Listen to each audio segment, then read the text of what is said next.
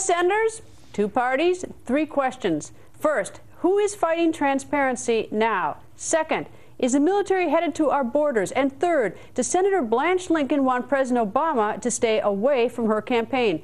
Democratic Senator Lincoln goes on the record in minutes, but first, Republican Senator John McCain. Senator, nice to see you, and thank you for letting us come to your office today. Thank you, Greta. Thanks for having me back. All right, I want to talk about the important news in Arizona. Actually, it affects the entire United States, which is the border between Arizona and Mexico. But first, the news of the day, President Obama speaking on Wall Street on financial regulatory reform. Where do you stand on this bill? Well, I'm glad to see that serious negotiations are going on between both sides of the aisle, and I'm hoping that we can come up with a bill that will adhere to the fundamental principle that we want, and that is that no institution ever again be too big to fail. I'm not positive that this legislation will do that, but I think we are making progress. I also want to say a fundamental we should, I think, be doing is that banks that are traditional bankers and are in the loan business, they should have the backing of the FDIC and the American taxpayers. Anybody who does anything else, they should have no support whatsoever from the taxpayers of America. And I'm not sure that achieves that goal. That means restoration of the wall between traditional banking and investment and all the reckless stuff we know of that's been going on. Are you talking about Goldman Sachs in that category, that type of institution? Those institutions that engage in traditional banking are community banks. Those portions of Goldman Sachs and Morgan and all those who are in traditional home loans, loan businesses, then it's fine with me if we back it with federal taxpayers' money in the form of the FDIC.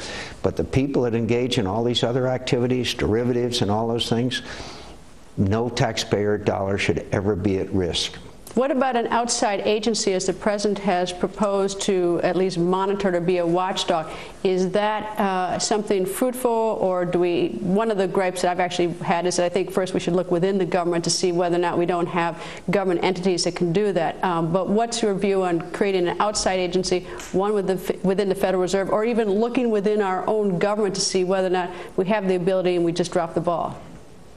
Well, I'm always nervous about creation of a new bureaucracy. What are the extents of their powers? Who are they accountable to? And who makes the decisions to enforce whatever their findings are? So I'm always nervous about that. But it seems to me if taxpayers' dollars are not at risk, then we should pretty much let them do what they want to with oversight. But to create a whole new bureaucracy, I would be very, very nervous about what the powers of that bureaucracy are.